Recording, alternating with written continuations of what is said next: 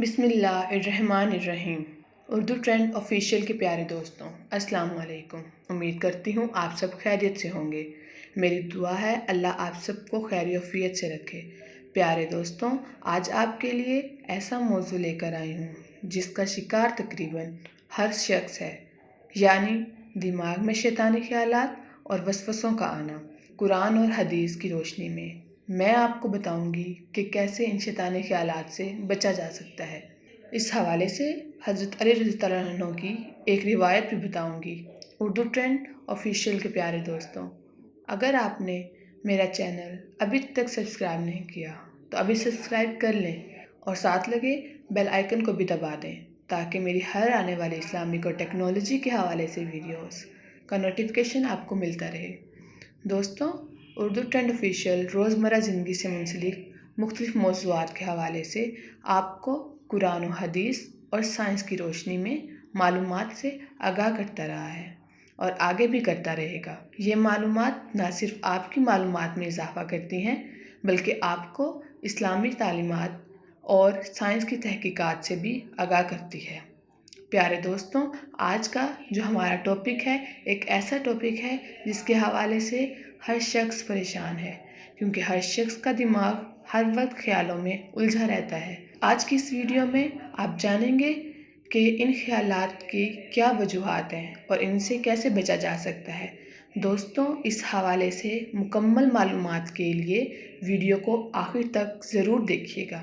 پیارے دوستوں، وسوسہ بیماری کی ایک قسم ہے جو شیطان کی انسان پر حاوی ہونے کی وجہ سے پیدا ہوتی ہے۔ وسوسہ بہت ہی خطرناک بیماریوں میں سے ایک بیماری ہے۔ وسوسہ برے خیالات اور شکوک و شبہات کا نیم ہے جسے شیطان انسان کے دل میں ڈالتا رہتا ہے۔ یہ وسوسہ کبھی عقیدے کے متعلق ہوتا ہے کہ خیال آتا ہے کہ اللہ موجود ہے کہ نہیں، اللہ کو کس نے پیدا کیا، اور کبھی نماز میں شک کے طور پر آتا ہے، اور کبھی بیماریوں کے متعلق خوف اور ان کے بارے میں فکر مندی کی صورت میں آتا ہے۔ حضرت عبداللہ بن مسعود رضی اللہ عنہ نے حضرت محمد صلی اللہ علیہ وآلہ وسلم سے وسوسوں اور خیالات کے بارے میں پوچھا۔ آپ صلی اللہ علیہ وسلم نے فرمایا، یہ وسوسے خالص ایمان کی علامت ہے۔ حضرت امداد اللہ مہاجر رحمۃ اللہ علیہ کا ایک قول ہے کہ دراصل وسوسہ شیطان کا عمل ہے۔ اس میں تو کوئی شک نہیں کہ شیطان ہمارے ایمان کا ڈاکو لٹیرا ہے۔ اب ایک ڈاکو وہاں چوری کرتا ہے جہاں اس کی مطلوبہ چیز میسر ہوتی ہے۔ اسی لیے کہا گیا ہے شیطان کا ہمارے دل میں وسوسہ ڈالنا ایک خالص ایمان کی نشانی ہے۔ ایک اور حدیث میں ارشاد فرمایا گیا، اللہ پاک نے میری امت کے دلوں میں جو وسوسے پیدا ہوتے ہیں اس سے درگزر فرمایا ہے، صرف عمل پر سزا ہوگی۔ حضرت ابو ہریرہ سے روایت ہے کہ حضرت محمد صلی اللہ علیہ وآلہ وسلم نے فرمایا، تم میں سے کسی کے پاس شیطان آتا ہے اور کہتا ہے فلاں چیز کو کس نے پیدا کیا، فلاں چیز کو کس نے پیدا کیا، اور یہاں تک کہہ دیتا ہے کہ تمہارے رب کو کس نے پیدا کیا، اور معاملہ جب یہاں تک پہنچ جائے تو چاہیے اللہ سے پناہ مانگی جائے اور رک جائے۔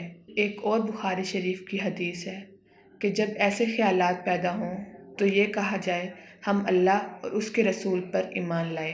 پیارے دوستوں، اب آتے ہیں ان وسوسوں اور برے خیالات کے علاج کی طرف کہ ایسے کون سے اعمال کرنے چاہیے کہ جس سے وسوسوں سے چھٹکارا مل جائے۔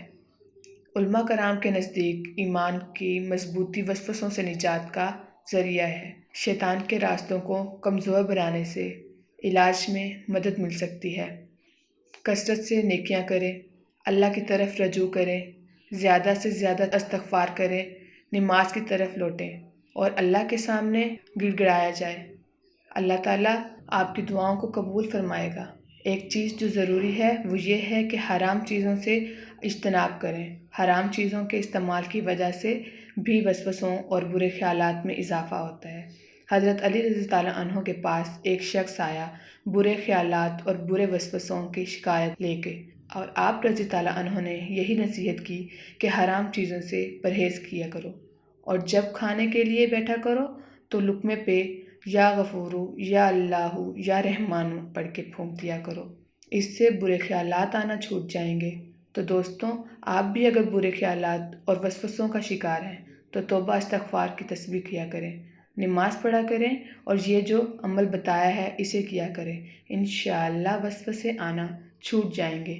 دوستوں، اس ٹاپک کے حوالے سے مزید کوئی جانکاری آپ لوگوں کے پاس ہے تو کمنٹ میں ہمارے ساتھ شیئر کریں، اور کوئی ٹاپک بتانا چاہتے ہیں تو وہ بھی کمنٹ میں بتا سکتے ہیں۔ آپ کے کمنٹس کا رپلائی ضرور کیا جائے گا۔ ابھی تک کے لیے اجازت چاہتی ہوں۔ اللہ حافظ۔